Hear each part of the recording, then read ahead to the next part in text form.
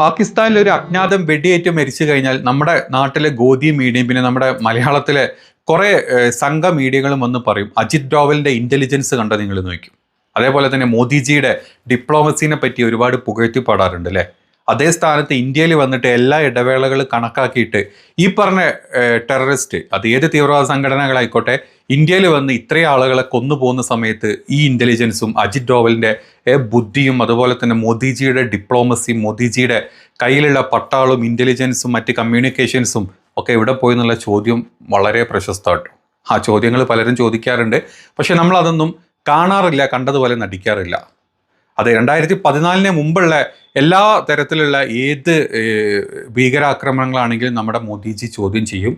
അന്നത്തെ അല്ലെങ്കിൽ ഇന്നത്തെ നമ്മുടെ രാജ്യം ഭരിക്കുന്ന രാജ്യത്തെ വലിയ വലിയ നേതാക്കന്മാർ അത് ചോദ്യം ചെയ്തുകൊണ്ടേയിരുന്നു. പക്ഷെ 2014 ശേഷം എന്ത് വന്നു കഴിഞ്ഞാലും അത് അജിത് ഡോവലിന്റെ ഇന്റലിജൻസ് ആയിട്ട് നമ്മൾ കാണാറ്. അതിനിപ്പോൾ 2014 എടുത്തു കഴിഞ്ഞാൽ ആസാം വയലൻസ് മുതൽ അവിടെ നിന്ന് അങ്ങോട്ട് 2025 ഈ നവംബറിൽ ഈ നമ്മുടെ എന്താ പറയുക ലാൽ കില്ലയിൽ ഉണ്ടായിട്ടുള്ള ബോംബ് ആക്രമണം വരെ ഇത്രയും ഇതിൻ്റെ ഇടയ്ക്ക് നമ്മൾ എണ്ണിക്കഴിഞ്ഞ് 2015 ഗുർദാസ്പൂറിലുണ്ടായിരുന്ന അപകടം, 2016 പത്താൻകോട്ടിലുള്ളത്, 2014 കൊക്കർജാറിലുണ്ടായിരുന്ന അപകടം, അതുപോലെ 2016 ഉറിയിലുണ്ടായിട്ടുള്ള അപകടം, വീണ്ടും 2016 നഗ്രോട്ട ആർമി ബേസിലുണ്ടായിരുന്നത്, 2017 ഭോപ്പാലിലുണ്ടായിരുന്നത്, 2017 അമർനാഥ് യാത്രയിലുണ്ടായിരുന്ന ഭീകരാക്രമണം, 2019 പുൽവാമ, 2021 സുക്മയിലുണ്ടായിരുന്നത്, അതുപോലെ 2023 രജോരിയിൽ ഉണ്ടായിരുന്നത്, 2024 ബാംഗ്ലൂരു കഫേലുണ്ടായത്, 2025 പെഹൽഗാമിൽ, ഇപ്പോൾ 2025 തന്നെ ഈ റെഡ് ഫോർട്ടിൻ്റെ അടുത്തുണ്ടായിട്ടുള്ള മറ്റൊരു ഭീകരാക്രമണം. ഇതൊന്നും നമ്മൾ കാണാറുമില്ല, ഇതിനൊന്നുള്ള ഉത്തരങ്ങൾ നമുക്ക് കൊടുക്കാൻ പറ്റാറുമില്ല. ഇതിൻ്റെ ഭാഗമായിട്ട് വരുന്ന ആളുകൾക്ക് എന്തെങ്കിലും അല്ലെങ്കിൽ ഇതിൻ്റെ സൂത്രണം ചെയ്ത ആളുകളെ പിടിച്ചോ എന്ന് വെച്ചാൽ പിടിക്കാറുമില്ല, നമ്മൾ പിടിച്ചതായിട്ട് കാണാറുമില്ല. ഇത് ചെയ്തിട്ടുള്ള എല്ലാം ഭീകരവാദികൾ തന്നെയാണ്. അതിൻ്റെ കംപ്ലീറ്റ് ഉത്തരവാദിത്തങ്ങൾ പലരും ഏറ്റെടുത്ത് കുറച്ച് സമയം കഴിഞ്ഞാൽ പല റിപ്പോർട്ടുകൾ വഴി നമ്മൾ മറ്റു ചില ഇന്ത്യയിൽ ഈ രാജ്യത്ത് ഇരുന്നിട്ട് ഇവരെ സപ്പോർട്ട് ചെയ്യുന്ന ഒരുപാട് ആൾക്കാരെ ഡീറ്റെയിൽസും പുറത്തോട്ട് വരാറുണ്ട്. ആ ഡീറ്റെയിൽസ് പുറത്ത് വരുന്ന സമയത്ത് അതിൽ ഹിന്ദു ഉണ്ട്, മുസ്ലിം ഉണ്ട്, ക്രിസ്ത്യൻ ഉണ്ട്, സിഖ് ഉണ്ട്, ഇവരൊക്കെ ഉണ്ടായിട്ടുണ്ട്. ഇവരെ സപ്പോർട്ട് ചെയ്തിട്ടില്ലെങ്കിൽ ഈ പാകിസ്ഥാൻ ഭീകരവാദികൾ ഇന്ത്യയിൽ വന്നിട്ട് ചെയ്യുന്ന എല്ലാ കാര്യത്തിനും ഇന്ത്യയിലുള്ള സപ്പോർട്ടായിട്ട് പല പല മതത്തിലുള്ള ആളുകൾ തന്നെയാണ്. നമ്മൾ തീവ്രവാദികളുടെ മതം നോക്കി മാത്രം പോകുന്ന സമയത്ത് തീവ്രവാദികൾക്ക് ഇന്ത്യയിൽ സപ്പോർട്ട് ചെയ്ത ആൾക്കാരുടെ മതം നോക്കിക്കഴിഞ്ഞാൽ അത് പാകിസ്ഥാൻ ഇൻ്റലിജൻസിനെ സഹായിച്ചാലും പാകിസ്ഥാനിലുള്ള ഏതൊരു തീവ്രവാദ സംഘടനകൾ എടുത്തു കഴിഞ്ഞാൽ അവരെ സഹായിച്ചതിൻ്റെ കണക്ക് നോക്കിക്കഴിഞ്ഞാൽ അതിൽ ഹിന്ദുവും സിഖുകാരും സിഖും മുസ്ലിമും ഒക്കെ ഉണ്ടാവാറുണ്ട്. അതൊന്നും നമ്മളാരും ചോദ്യം ചെയ്യാൻ പോകാറില്ല അല്ലേ. എല്ലായിടത്തും നമ്മൾ അജിത് ഡോവലിൻ്റെ ഇൻ്റലിജൻസും അജിത് ഡോവലിൻ്റെ ബുദ്ധിയും ഇന്ത്യയുടെ കൂർമ്മ ബുദ്ധിയും എല്ലാം നമ്മൾ പറയും. പക്ഷെ നമ്മളിവിടെ വന്ന് പൊട്ടിച്ച് പോയ കണക്കിന് ഒരു ഉത്തരം തരാറില്ല. ഇപ്പം പെഹൽഗാമിൽ പോലും 4 പേര് വന്നിട്ട് 26 പേരെ കൊന്നുപോയിട്ടുണ്ടെങ്കിൽ ആ 4 പേരുടെ കണക്ക് ചോദിച്ചു കഴിഞ്ഞാൽ നമുക്ക് പറയാനൊന്നുമില്ല. പക്ഷേ നമ്മൾ സിന്ദൂര് നമ്മൾ അവിടെ കൊണ്ട് അറ്റാക്ക് ചെയ്തു, അവിടെയുള്ള 100ഓളം പേരെ നമ്മൾ കൊന്നു എന്ന് പറഞ്ഞു. പക്ഷേ ഈ 4 പേര് എങ്ങനെ ഇന്ത്യയിൽ വന്നു, എങ്ങനെ ഇന്ത്യയിൽ തിരിച്ചു പോയത് ഇതുവരെ നമുക്ക് ഒരു ഐഡിയ ഇല്ല.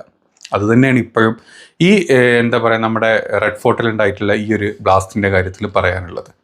ഏകദേശം 3-4 മണിക്കൂർ ഈ 350ഓളം കിലോ RDX വണ്ടിയിൽ വെച്ചിട്ട് അവിടെ എല്ലാം കറങ്ങിത്തിരിഞ്ഞ ഒരാൾ കഴിഞ്ഞ 2 ദിവസമായിട്ട് ഇവരുടെ കൂട്ടാളികൾ എന്ന് പറഞ്ഞ് പിടിക്കപ്പെട്ടിട്ടുള്ള ആളുകൾ വ്യക്തമായിട്ട് ഞങ്ങൾ ഡൽഹിയിൽ പൊട്ടിക്കുമെന്ന് ഉറപ്പ് തന്നിട്ട് പോലും ഒരു തരത്തിലുള്ള സുരക്ഷ നമുക്ക് അവിടെ നിന്ന് ഒരുക്കാൻ പറ്റിയിട്ടുണ്ടായിരുന്നില്ല.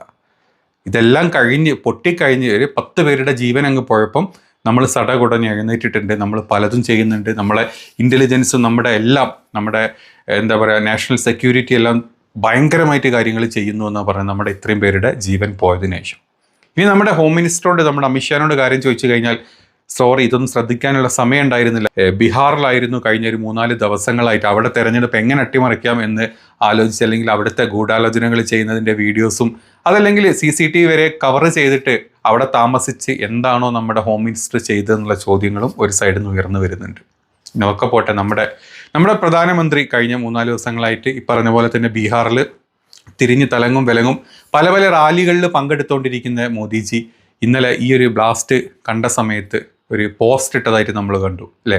അതെ, എൻ്റെ പ്ലാറ്റ്ഫോമിൽ ഒരു ഇംഗ്ലീഷിലുള്ളൊരു പോസ്റ്റ് ഇട്ടു. ഭയങ്കര വിഷമമുണ്ട് ഇങ്ങനെ ഒരു കാര്യം നടന്നതിൽ. ഈ നടത്തിയിട്ടുള്ള ആരെയാണെങ്കിലും നമ്മൾ എത്രയും പെട്ടെന്ന് പിടിക്കും എന്നുള്ളൊരു പോസ്റ്റ് ഇട്ടു. അത് കഴിഞ്ഞ് കുറച്ച് മണിക്കൂറുകൾക്ക് ശേഷം മറ്റൊരു പോസ്റ്റ് വന്നു. നമ്മൾ വിചാരിച്ചു ഇതിൻ്റെ അപ്ഡേറ്റ് ആയിരിക്കുന്നു, പക്ഷെ അതല്ലായിരുന്നു. അത് ബീഹാറിലെ ജനങ്ങളോട് NDAക്ക് വേണ്ടി വോട്ട് ചെയ്യാൻ പറഞ്ഞിട്ടുള്ള ഒരു പോസ്റ്റായിരുന്നു അത്. അത് കഴിഞ്ഞ് നേരം വെളുത്ത സമയത്ത് നമ്മൾ വിചാരിച്ചു മറ്റു വല്ല പ്രസ് കോൺഫറൻസുകളോ മീറ്റിങ്ങുകളോ എന്തെങ്കിലുമൊക്കെ ഉണ്ടാവുമെന്ന് വിചാരിച്ചു. അപ്പം നമ്മൾ അറിഞ്ഞതില്ല, മോദിജി ഭൂട്ടാൻ പ്രധാനമന്ത്രിയുടെ 70ാമത്തെ പിറന്നാളാണ്. അപ്പോൾ അതിൻ്റെ ആഘോഷങ്ങൾക്ക് പങ്കെടുക്കാൻ ഭൂട്ടാനിലോട്ട് തിരിച്ചു എന്ന് കേട്ടു. വാവ് വാവ് വാവ് മോദി, എന്ത് രസമായിട്ടുണ്ടല്ലേ. അങ്ങനെ ചെന്ന് നമ്മൾ ഭൂട്ടാനിലെത്തി. ഭൂട്ടാനിലൊരു പൊതു പരിപാടിയിൽ നമ്മൾ വീണ്ടും ഇന്ത്യക്കെതിരെ ആക്രമണം ഉണ്ടായിട്ടുണ്ടെങ്കിൽ ഞങ്ങളത് വെറുതെ നിൽക്കില്ല, ഞങ്ങൾ അവരെ ഇല്ലാണ്ടാക്കുന്നു. ഭൂട്ടാനിൽ പോയിട്ട് നമ്മളൊരു പൊതു പരിപാടിയിൽ പറഞ്ഞു. ഇതിനേക്കാൾ വലിയ ഒരു രാജ്യതന്ത്രജ്ഞൻ അല്ലെങ്കിൽ ഒരു രാജ്യത്തിൻ്റെ പ്രധാനമന്ത്രി ഇതിനേക്കാൾ ഉയരാൻ വേറെ ഒന്നുമില്ല. അതുകൊണ്ട് വാവ് മോദി എന്നേ നമുക്ക് പറയാനുള്ളൂ. നമ്മളിതിന് മുമ്പും കണ്ടിരുന്നു അല്ലേ, പെഹൽഗാം അറ്റാക്കിൻ്റെ സമയത്ത് മോദിജി ഇവിടെ ഉണ്ടായിരുന്നില്ല, അങ്ങ് സൗദി അറേബ്യയിലായിരുന്നു. ആ സമയത്ത് ഈ ഒരു അറ്റാക്ക് കണ്ടിട്ട് സഡൻ 2 ദിവസത്തെ അന്നത്തെ ആ ഒരു പര്യടനത്തിൻ്റെ കാലാവധി വെട്ടിച്ചുരുക്കി അന്ന് രാത്രി തന്നെ മോദിജി തിരിച്ചു വന്ന സമയത്ത് നമ്മുടെ ഗോദി മീഡിയ ഉയർത്തിപ്പാടി, വോ ഇത്രയും വലിയൊരു പ്രധാനമന്ത്രിയെ നിങ്ങൾക്ക് എവിടെന്നെങ്കിലും കിട്ടുമെന്ന് ചോദിച്ചു. നമ്മൾ വിചാരിച്ചു മോദിജി നേരിട്ട് വന്ന് ഡൽഹിയിൽ ഇറങ്ങി നേരിട്ട് ഈ പറഞ്ഞ സ്ഥലത്തോട്ട് പെഹൽഗാമിലോട്ട് പോകും, അല്ലെങ്കിൽ അവിടുത്തെ സ്ഥിതിഗതികൾ അന്വേഷിക്കാൻ അങ്ങോട്ട് പോകും, ഒരു വാർത്താ സമ്മേളനം വിളിക്കും നമ്മൾ വിചാരിച്ചു. പക്ഷേ മോദിജി നേരെ പോയത് അന്ന് ബീഹാറിലോട്ടായിരുന്നു. ഈ ഇലക്ഷൻ്റെ മുന്നോടിയായിട്ടുള്ള പ്രചരണത്തിൻ്റെ ഭാഗമായിട്ട് ഡൽഹിയിൽ ഇറങ്ങി മോദിജി നേരെ പോയത് ബീഹാറിലോട്ടും. ബീഹാറിൽ പോയിട്ട് പങ്കെടുത്തത് അവിടുത്തെ നിതീഷ് കുമാറിൻ്റെ കൂടെ ഉണ്ടായിരുന്നുള്ള 1-2 തെരഞ്ഞെടുപ്പ് റാലികളിലുമായിരുന്നു. ആ സമയത്ത് നമ്മുടെ ഗോദി മീഡിയ ഒന്ന് കണ്ണടച്ചു. കണ്ണ് തുറന്നു കഴിഞ്ഞാൽ കണ്ണ് പൊട്ടിപ്പോകുന്ന കാഴ്ചകൾ കാണുമെന്നുള്ളതുകൊണ്ട് തന്നെ ഗോദി മീഡിയ കണ്ണടച്ചു. ഈ പറഞ്ഞ എല്ലാ സമയങ്ങളിലും ചില സമയങ്ങളിൽ ഇങ്ങനെയുള്ള പ്രോഗ്രാമുകൾ അല്ലെങ്കിൽ ഇതൊക്കെ മാറ്റിവെച്ച് രാഹുൽ ഗാന്ധി ഏതെങ്കിലും ഒരു വിദേശ യാത്ര ചെയ്ത് കഴിഞ്ഞാൽ ഗോദി മീഡിയ സടകുടഞ്ഞ് എഴുന്നേക്കും. അത് കേന്ദ്രത്തിലുള്ള ഗോദി മീഡിയ, ഉത്തരേന്ത്യയിലുള്ള ഗോദി മീഡിയയിലും നമ്മുടെ മലയാളത്തിലുള്ള മോദി വാട്സപ്പ് യൂണിവേഴ്സിറ്റി, യൂട്യൂബ് യൂണിവേഴ്സിറ്റികളെല്ലാം ചാടി വന്നിട്ട് എന്താണ് രാഹുൽ ഗാന്ധിക്ക് മലേഷ്യയിൽ കാര്യം, എന്തിനാണ് രാഹുൽ ഗാന്ധി അമേരിക്കയിൽ പോകുന്നത്, അവിടെ നിന്ന് തീവ്രവാദ ബന്ധം ഉണ്ടാക്കാൻ വേണ്ടിയിട്ടാണ്. എന്തിനാണ് രാഹുൽ ഗാന്ധി അങ്ങോട്ട് പോകുന്നത്, രാഹുൽ ഗാന്ധിക്ക് അവിടെ വേറെ ഫാമിലിയും കുടുംബവും കുട്ടികളും ഉണ്ട്. ഭയങ്കരമായിരിക്കും. അതേ സ്ഥാനത്ത് ഇവിടെ പൊട്ടിക്കൊണ്ടിരിക്കുന്ന സമയത്ത്, ഇവിടെ ഇത്രയും വലിയ നമ്മുടെ രാജ്യ സുരക്ഷ തന്നെ ഭീഷണിയായിട്ട് ഇരിക്കുന്ന സമയത്ത്, രാജ്യത്തിൻ്റെ തലസ്ഥാനത്ത് ഇമാതിരി ഒരു ബോംബ് ബ്ലാസ്റ്റ് ഉള്ള സമയത്ത് മോദിജി എന്തിനാണ് അങ്ങോട്ട് പോയത്? അവിടെ വല്ല ഉച്ചകോടികളോ സബ്മിറ്റുകളോ മറ്റ് രാജ്യതന്ത്രജ്ഞരോ അങ്ങോട്ട് വരുന്നുണ്ടോ? അതല്ലെങ്കിൽ മറ്റ് രാജ്യത്തിൻ്റെ എന്താ പറയുക എന്തെങ്കിലും ഒരു ഉച്ചകോടിക്ക് വേണ്ടിയിട്ട് നമ്മൾ തന്ത്രപ്രധാനമായിട്ടുള്ള എന്തെങ്കിലും ഒരു MOU സൈൻ ചെയ്യാനാണോ അങ്ങോട്ട് പോകുന്നത് വെച്ചാൽ അതൊന്നുമല്ല. കാരണം അവിടുത്തെ പ്രധാനമന്ത്രിയുടെ പിറന്നാളാണ്, 70ാമത്തെ പിറന്നാൾ. അപ്പോൾ നമുക്ക് ഒഴിച്ചുകൂടാൻ പറ്റാത്തൊരു കാര്യം അവിടെ ഉണ്ട്. ഇവിടെ മരിച്ചവർ മരിച്ചു. ഇനി നമുക്ക് വല്ല ഓപ്പറേഷൻ സിന്ദൂരിന് പകരം മറ്റു വല്ല ഓപ്പറേഷൻസ് നമ്മൾ ചെയ്യാം. അതുവരെ തൽക്കാലം ഇങ്ങനെ അങ്ങോട്ട് പോട്ടെ എന്ന് വിചാരിച്ചു കാണും. ഒന്നും കുറ്റം പറയാൻ പറ്റില്ല. നമ്മൾ വാവ് മോദി തന്നെ നമുക്ക് പറയാൻ പറ്റുള്ളൂ. നമുക്ക് ഇതിനേക്കാൾ അപ്പുറത്ത് ഇതിനൊന്നും പറയാനുമില്ല, സംസാരിക്കാനുമില്ല. അത് നമ്മുടെ വിധിയായിട്ട് അങ്ങ് കരുതിയാൽ മതി നിങ്ങൾ.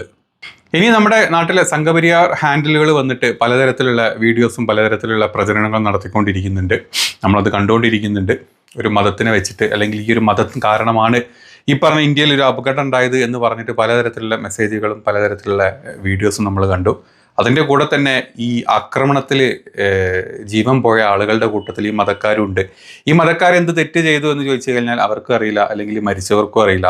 ഇത് കണ്ടു നിൽക്കുന്ന നിഷ്പക്ഷരായിട്ട് നിൽക്കുന്ന ഒരാൾക്കും അറിയില്ല ഇവരെന്ത് ചെയ്തിട്ടാണ് ഇവരെ തന്നെ കൊല്ലുന്നത് എന്നുള്ളതാണ് ഇവരെല്ലാവരും കൂടെ നോക്കുന്നത്. അതിൽ മകൻ നഷ്ടപ്പെട്ട ഉപ്പനെ നമ്മൾ കണ്ടു, അച്ഛൻ നഷ്ടപ്പെട്ട മകനെ നമ്മൾ കണ്ടു, ഭർത്താവ് നഷ്ടപ്പെട്ട ഭാര്യനെ നമ്മൾ കണ്ടു, അല്ലെങ്കിൽ മകൻ നഷ്ടപ്പെട്ട അമ്മനെയും നമ്മൾ കണ്ടു. ഇതിൽ ഹിന്ദു ഉണ്ട്, മുസ്ലിം ഉണ്ട്, സിഖ് ഉണ്ട്, പലതരത്തിലുള്ള ദളിതരുണ്ട്, എല്ലാം ഉണ്ടായിരുന്നു. ഇതിനൊന്നും ആർക്കും ഉത്തരം കൊടുക്കാനൊന്നുമില്ല. കൊന്നവൻ്റെ മതം ഏതാണ്, അല്ലെങ്കിൽ ആ മതം ഉള്ളത് കൊണ്ടാണ് എന്ന് പറഞ്ഞു. പക്ഷെ അതേ മതം ഇപ്പുറത്ത് കൊല്ലിക്കപ്പെട്ടവൻ്റെ കൂട്ടത്തിലുണ്ട് എന്നുള്ളത് ആരും കാണുന്നില്ല. അത് കണ്ണടച്ചുകൊണ്ടിരിക്കുന്ന ഒരവസ്ഥ നമ്മൾ കണ്ടത്. ഇതെല്ലാം കൂടെ കണക്ട് ചെയ്ത് നിൽക്കുന്ന സമയത്താണ് പാകിസ്ഥാനിൽ ഇതേപോലത്തെ ഒരു ചാവേർ ആക്രമണം ഇന്ന് പാകിസ്ഥാൻ കോടതിയിൽ, ഇസ്ലാമാബാദിൽ കോടതിക്കകത്ത് അല്ല അടുത്ത് ഇരുന്നിട്ട് മറ്റ് ഇതേപോലത്തെ ഒരു കാർ ബോംബിംഗ് ചാവേർ ആക്രമണം നടന്നു. 12 പേരാണ് കൊല്ലപ്പെട്ടത്. ആ കൊന്നതും മുസ്ലിമാണ്, അല്ലെങ്കിൽ അവിടെ മരിച്ച നിരപരാധികളും എല്ലാം മുസ്ലിമാണ്. അപ്പോൾ ഇനി നമ്മൾ ഇത് ഏത് മതത്തിൻ്റെ തീവ്രവാദത്തിൽ കൊണ്ട് കെട്ടും എന്നുള്ളതാണ് നമ്മൾ ആലോചിച്ചുകൊണ്ടിരിക്കുന്നത്. അല്ലെങ്കിൽ ഈ തീവ്രവാദികളൊക്കെ മതത്തിന് വേണ്ടിയിട്ടാണോ അല്ലെങ്കിൽ മതം തലയെ പിടിച്ചിട്ടാണോ എന്ന് ചോദിച്ചു കഴിഞ്ഞാൽ അറിയില്ല. ഏതായാലും തീവ്രവാദികളായിട്ട് സ്വയം മരിക്കുന്നുണ്ട്, കൂട്ടത്തിലുള്ള മുസ്ലിങ്ങളെ തന്നെ പാകിസ്ഥാനിൽ പോയിട്ട് കൊല്ലുന്നുമുണ്ട്. അപ്പം അവൻ ഏത് മതം അവിടെ ഉണ്ടാക്കാൻ വേണ്ടിയിട്ടാണ് ഒരു ഇസ്ലാം മതമായി ഉള്ള രാജ്യം അല്ലെങ്കിൽ ഒരു ഇസ്ലാമിക് രാജ്യമായിട്ടുള്ള പാകിസ്ഥാനിൽ ഇത് ചെയ്യണമെങ്കിൽ അവൻ ഏത് മതത്തിൻ്റെ ഏത് തീവ്രവാദമാണ് അവൻ്റെ തലയെ പിടിച്ചതെന്ന് ചോദിച്ചു കഴിഞ്ഞാൽ നമുക്ക് ഉത്തരം പറയാനും ഉത്തരം കൊടുക്കാനും ഒന്നും ഉണ്ടാവില്ല. ഇവരുടെ അജണ്ട എന്താണെന്നുള്ളത് വ്യക്തമാണ്. ഇവരെന്തിനാണ് ഇത് ചെയ്യുന്നതെന്ന് ആലോചിച്ച് കഴിഞ്ഞാൽ വ്യക്തമാണ്.